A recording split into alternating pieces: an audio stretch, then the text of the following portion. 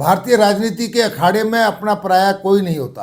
सारा खेल पटकनी देने का होता है। किसका कब दाव लग जाए और चारों खानों चित्त कर दे, वही खिलाड़ी कहलाता है। इसका ताज़ा तरीन उदाहरण बिहार की राजनीति में देखने को मिला, जब नीतीश कुमार की पलटा मार राजनीति ने इंडिया अलायंस को धराशायी कर दिया। कांग्रेस के साथ ही दूसरे घटक दलों पर इसका कितना बड़ा आघात होने वाला है, इसकी चर्चा के साथ ही आगामी लोकसभा और 2025 में होने वाले बिहार के विधानसभा चुनावों भाजपा की सोची समझी राजनीति को सरल शब्दों में समझने का प्रयास करते हुए वीडियो में आगे बढ़ते हैं। नमस्कार दोस्तों, मैं योगेश शर्मा और आप देख रहे हैं सत्यवाणी हिंदी, और आप देख रहे हैं सत्यवाणी हिंदी का विशेष कार्यक्रम वर्तमान राजनीति पर विश्लेषण। मित्रों, जब इंडिया अलायंस अस्तित्व में आया था तब सत्यवाणी हिंदी चैनल पर एक वीडियो डाला गया था।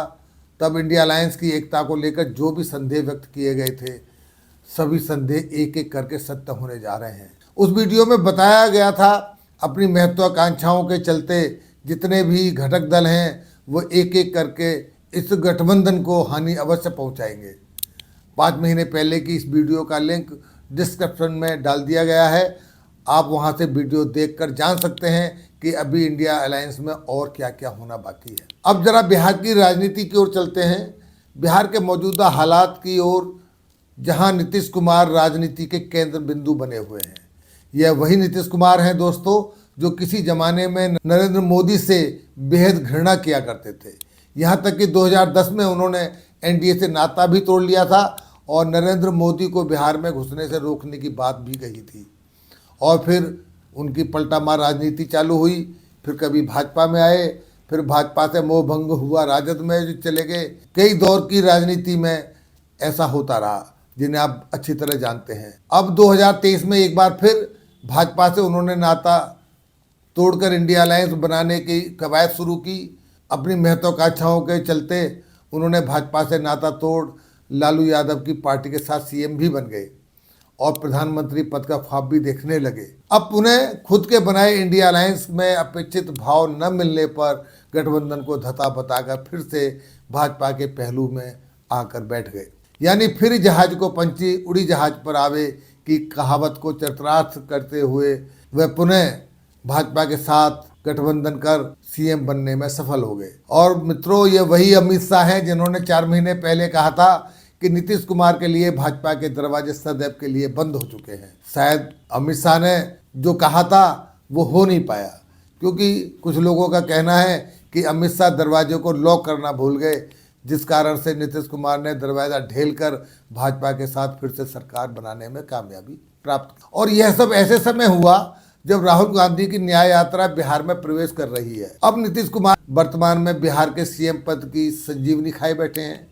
बिहार में तीसरे नंबर की पार्टी होने के बावजूद जदयू के नेता नीतीश कुमार कभी राजद से और कभी भाजपा से सहयोग लेने में सफल हो ही जाते हैं। अब सोचने की बात यह है कि भाजपा की ऐसी कौन सी मजबूरी है, उस प्रण को भी तोड़ दिया। अब नीतीश कुमार के लिए भाजपा के दरवाजे सदैव के लिए बंद हो गए हैं और उन्होंने इसके बावजूद भी जदयू के नेता नीतीश कुमार को सीएम पद देने में सहयोग करना पड़ रहा है। जो बिहार की राजनीति की समझ रखते हैं उनकी माने तो भाजपा ने एक तीर से 2 निशाने साधे हैं। एक तरफ नीतीश कुमार की राजनीति का समापन का दौर चालू होने वाला है और दूसरी ओर इंडिया गठबंधन का जो भविष्य था और उसकी जो प्रासंगिकता थी हिंदी भाषी राज्यों में खास तौर से, उसको धूमिल करने का काम भाजपा ने किया है। मौजूदा वक्त में नीतीश कुमार सीएम हैं और आगामी विधानसभा चुनावों तक शायद सीएम बने रहें, क्योंकि लालू यादव गुट जदयू में सेंध लगाने में यदि सफल हो जाता है तो संभव है कि आगामी इलेक्शन में नीतीश कुमार कहीं के न रह सकें। इस बाबत तेजस्वी यादव खेला करने की धमकी दे चुके हैं दोस्तों। यानी नीतीश जदयू को भी आगामी विधानसभा चुनावों तक एकजुट रख पाने में समर्थ न हो पाए तो नीतीश कुमार की राजनीति का समापन पक्का ही समझो। लालू खेमा लगातार नीतीश को जीरो करने की कोशिश करता रहेगा। जहां तक इंडिया गठबंधन का भाजपा को टक्कर देने का सवाल है वह होता अब नहीं दिख रहा है।